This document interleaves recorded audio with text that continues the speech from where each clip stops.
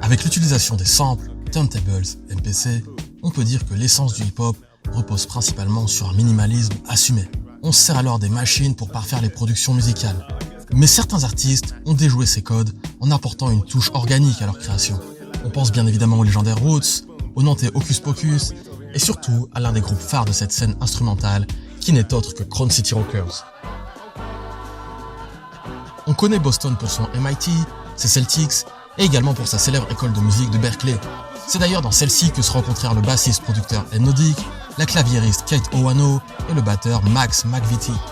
En s'éclatant pendant les jams de la ville du Massachusetts, ils firent la rencontre du MC Rashan Ahmad et du beatmaker Woodstock.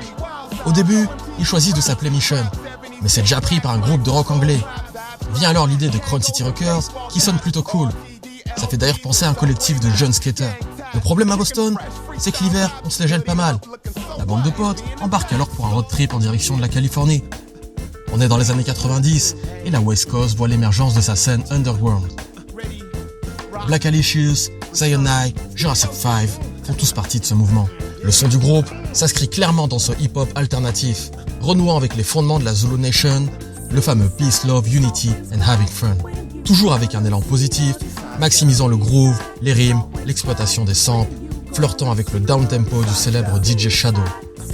Leur classique, c'est l'album Earphones, sorti en 2004. Écouter du Crown City, c'est s'assurer d'un moment chill, ensoleillé, good vibes. Et ça nous rappelle que la musique, après tout, reste ni plus ni moins qu'un kiff.